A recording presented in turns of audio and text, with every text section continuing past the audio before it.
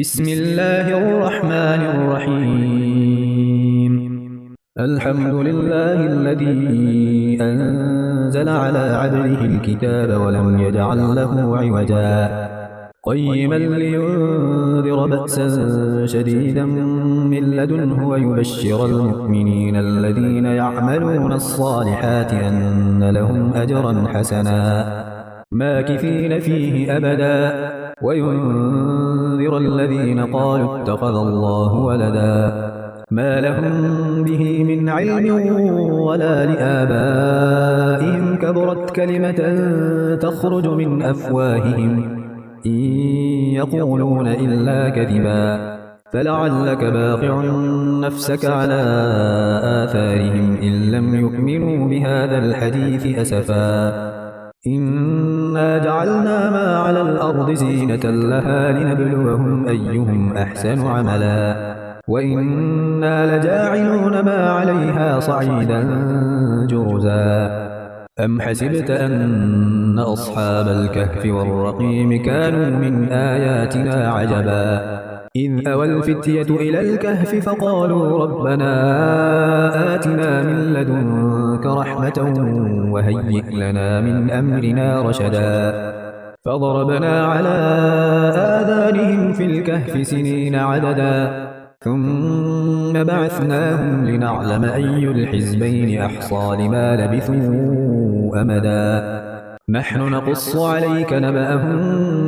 بالحق إنهم فتية آمنوا بربهم وزدناهم هدى وربطنا على قلوبهم إذ قاموا فقالوا ربنا رب السماوات والأرض لن ندعو من دونه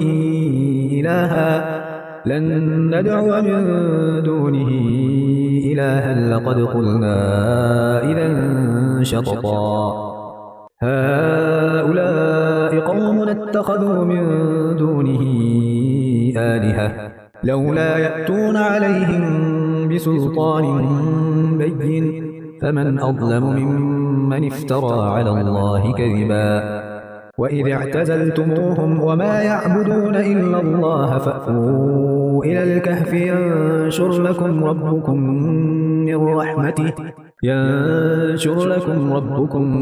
من رحمته ويهيئ لكم من أمركم مرفقا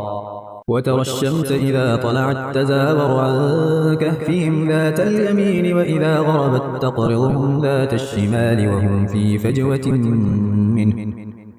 ذلك من آيات الله من يهد الله فهو المهتد ومن يضلل فلن تجد له وليا مرشدا وتحسبهم أيقاظا وهم رقود ونقلبهم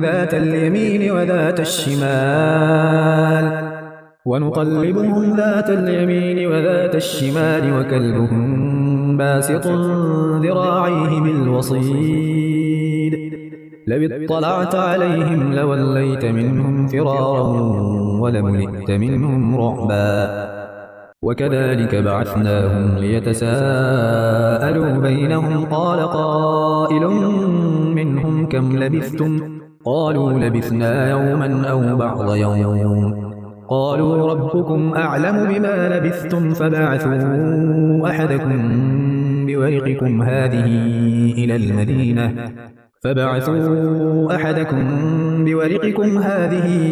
إلى المدينة فلينظر أيها أزكى طعاما فليأتكم برزق منه وليتلطف ولا يشعرن بكم أحدا إنهم إن يظهروا عليكم يرجموكم أو يعيدوكم في ملتهم ولن تفلحوا إذن أبدا وكذلك أعثرنا عليهم ليعلموا أن وعد الله حق وأن الساعة لا ريب فيها إذ يتنازعون بينهم أمرهم فقالوا ابنوا عليهم بنيانا ربهم أعلم بهم قال الذين غلبوا على أمرهم لنتخذن عليهم مسجدا سيقولون ثلاثة رابعهم كلبهم ويقولون خمسة سادسهم كلبهم رجما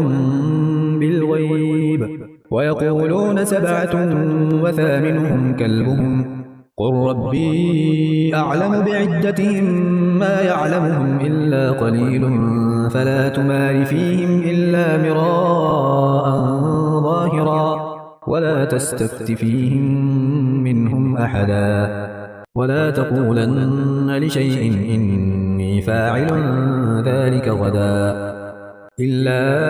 أن يشاء الله واذكر ربك إذا نسيت وقل عسى أن يهديني ربي لأقرب من هذا رشدا ولبثوا في كهفهم 300 سنين وازدادوا 9 قل الله أعلم بما لبثوا له غيب السماوات والأرض أبصر به وأسمع ما لهم من دونه من ولي ولا يشرك في حكمه أحدا واتل ما أوحي إليك من كتاب ربك لا مبدل لكلماته ولن تجد من دونه ملتحدا واصبر نفسك مع الذين يدعون ربهم بالغداة والعشي يريدون وجهه ولا تعد عيناك عنهم تريد زينة الحياة الدنيا ولا تطع من أغفلنا قلبه عن ذكرنا واتبع هواه وكان أمره فرطا وقل الحق من ربكم فمن شاء فليؤمن ومن شاء فليكفر إنا أعتدنا للظالمين نارا أحاط بهم سرادقها وإن يستغيثوا يغاثوا بماء كالمهل يشوي الوجوه بئس الشراب وساءت مرتفقا إن الذين آمنوا وعملوا الصالحات إنا لا نضيع أجر من أحسن عملا أولئك لهم جنات عدن تجري من تحتهم الأنهار يحلون فيها من أساور من ذهب ويلبسون ثيابا خضرا من سندس واستبرق متكئين فيها على الأرائك نعم الثواب وحسنت مرتفقا واضرب لهم مثل الرجلين جعلنا لأحدهما جنتين من أعناب وحففناهما بنخل وجعلنا بينهما زرعا كلتا الجنتين آتت أكلها ولم تظلم منه شيئا وفجرنا خلالهما نهرا وكان له ثمر فقال لصاحبه وهو يحاوره أنا أكثر منك مالا وأعز نفرا ودخل جنته وهو ظالم لنفسه قال ما أظن أن تبيد هذه أبدا وما أظن الساعة قائمة ولئن رددت إلى ربي لأجدن خيرا منها منقلبا قال له صاحبه وهو يحاوره أكفرت بالذي خلقك من تراب ثم من نطفة ثم سواك رجلا لكن هو الله ربي ولا أشرك بربي أحدا ولولا إذ دخلت جنتك قلت ما شاء الله لا قوة إلا بالله إن ترني أنا أقل منك مالا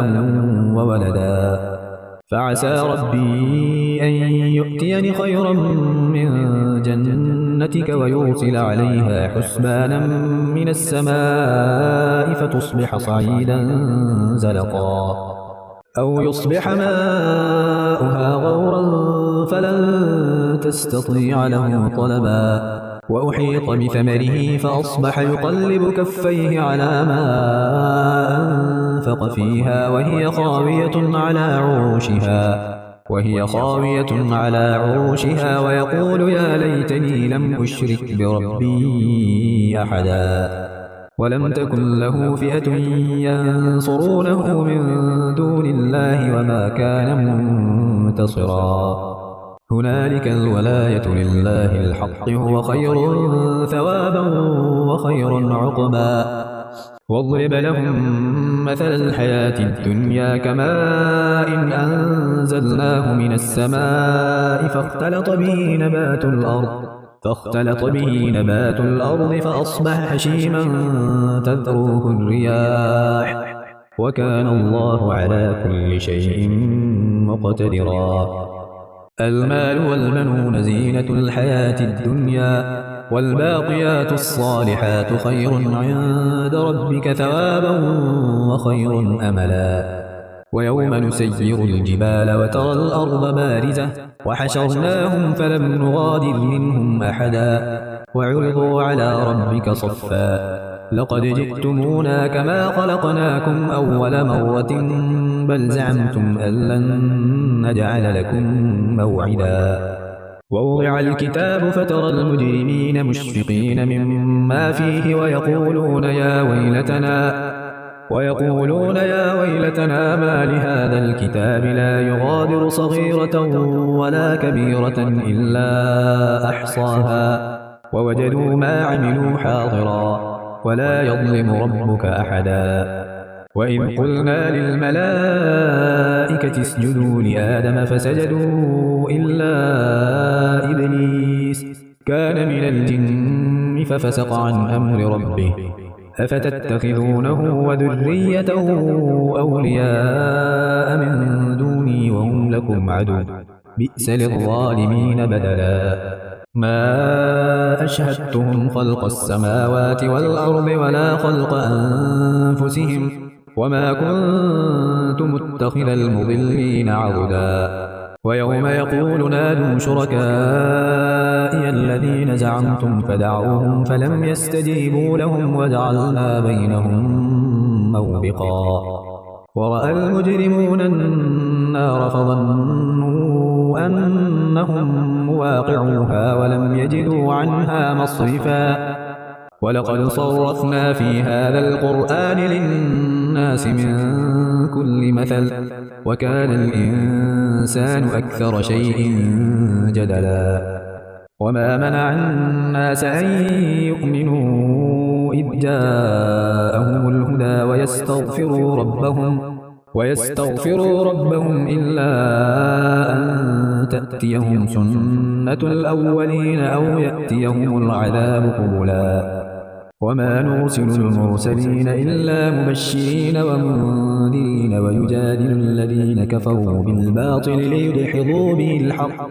ويجادل الذين كفروا بالباطل ليدحضوا به الحق واتخذوا آياتي وما أنذروا هزوا ومن أظلم ممن ذكر بآيات ربه فأعرض عنها ونسي ما قدمت يداه إنا جعلنا على قلوبهم أكنة أن يفقهوه وفي آذانهم وقرا وإن تدعهم إلى الهدى فلن يهتدوا إذن أبدا وربك الغفور ذو الرحمة لو يؤاخذهم بما كسبوا لعجل لهم العذاب بل لهم موعد لن يجدوا من دونه موئلا وتلك القرى أهلكناهم لما ظلموا وجعلنا لمهلكهم موعدا وإذ قال موسى لفتاه لا أبرح حتى أبلغ مجمع البحرين أو أمضي حقبا فلما بلغا مجمع بينهما نسيا حوتهما فاتخذ سبيله في البحر سربا فلما جاوزا قال لفتاه آتنا غداءنا لقد لقينا من سفرنا هذا نصبا قال أرأيت إذ أوينا إلى الصخرة فإني نسيت الحوت وما أنسانيه إلا الشيطان أن أذكره واتخذ سبيله في البحر عجبا قال ذلك ما كنا نبغي فارتدا على آثارهما قصصا فوجدا عبدا من عبادنا آتيناه رحمة من عندنا وعلمناه من لدنا علما. قال له موسى هل أتبعك على أن تعلمني مما علمت رشدا؟ قال إنك لن تستطيع معي صبرا وكيف تصبر على ما لم تحط به خبرا؟ قال ستجدني إن شاء الله صابرا ولا أعصي لك أمرا.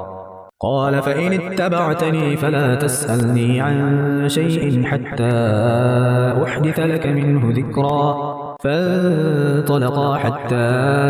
إذا ركبا في السفينة خرقها قال أخرقتها لتغرق أهلها لقد جئت شيئا إمرا. قال ألم أقل إنك لن تستطيع معي صبرا؟ قال لا تؤاخذني بما نسيت ولا ترهقني من أمري عسرا. فانطلقا حتى إذا لقيا غلاما فقتله. قال أقتلت نفسا زكية بغير نفس لقد جئت شيئا نكرا. قال ألم أقل لك إنك لن تستطيع معي صبرا؟ قال إن سألتك عن شيء بعدها فلا تصاحبني قد بلغت من لدني عذرا. فانطلقا حتى إذا أتيا أهل قرية استطعما أهلها فأبوا أن يضيفوهما فوجدا فيها جدارا يريد أن ينقض فأقامه. قال لو شئت لاتخذت عليه أجرا. قال هذا فراق بيني وبينك سأنبئك بتأويل ما لم تستطع عليه صبرا. أما السفينة فكانت لمساكين يعملون في البحر فأردت أن أعيبها وكان وراءهم ملك يأخذ كل سفينة غصبا. وأما الغلام فكان أبواه مؤمنين فخشينا أن يرهقهما طغيانا وكفرا. فأردنا أن يبدلهما ربهما خيرا منه زكاة وأقرب رحما. وأما الجدار فكان لغلامين يتيمين في المدينة وكان تحته كنز لهما وكان أبوهما صالحا. فأراد ربك أن يبلغا أشدهما ويستخرجا كنزهما رحمة من ربك وما فعلته عن أمري ذلك تأويل ما لم تسطع عليه صبرا. ويسألونك عن ذي القرنين قل سأتلو عليكم منه ذكرا. إنا مكنا له في الأرض وآتيناه من كل شيء سببا فأتبع سببا حتى إذا بلغ مغرب الشمس وجدها تغرب في عين حمئة ووجد عندها قوما. قلنا يا ذا القرنين إما أن تعذب وإما أن تتخذ فيهم حسنا. قال أما من ظلم فسوف نعذبه ثم يرد إلى ربه فيعذبه عذابا نكرا. وأما من آمن وعمل صالحا فله جزاء الحسنى وسنقول له من أمرنا يسرا. ثم أتبع سببا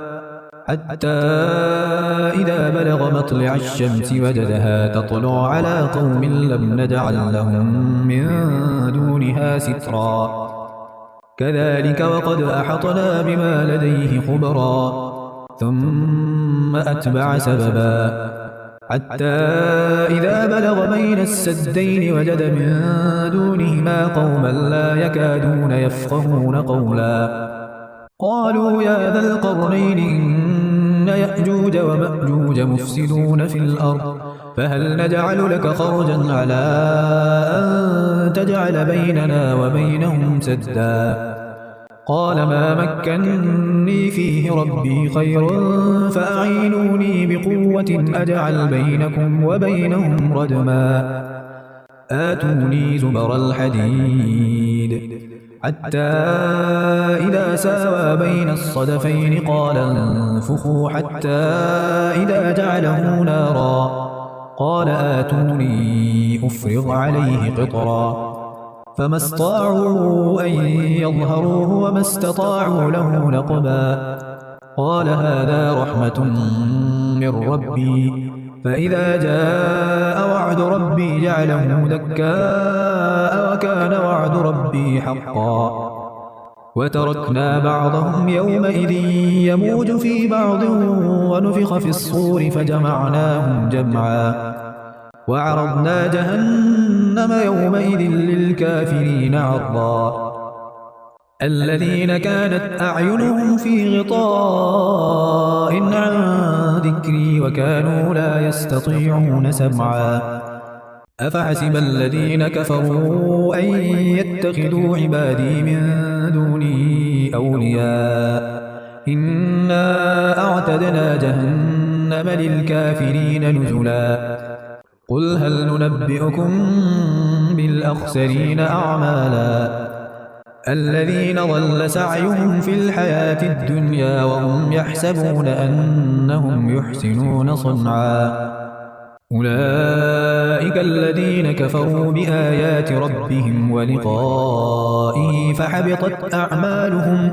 فحبطت أعمالهم فلا نقيم لهم يوم القيامة وزنا ذلك جزاؤهم جهنم بما كفروا واتخذوا آياتي ورسلي هزوا إن الذين آمنوا وعملوا الصالحات كانت لهم جنات الفردوس نزلا خالدين فيها لا يبغون عنها حولا قل لو كان البحر مدادا لكلمات ربي لنفد البحر قبل أن تنفد كلمات ربي ولو جئنا بمثله مددا قل إنما أنا بشر مثلكم يوحى إلي أنما إلهكم إله واحد فمن كان يرجو لقاء ربه فليعمل عملا صالحا ولا يشرك بعبادة ربه أحدا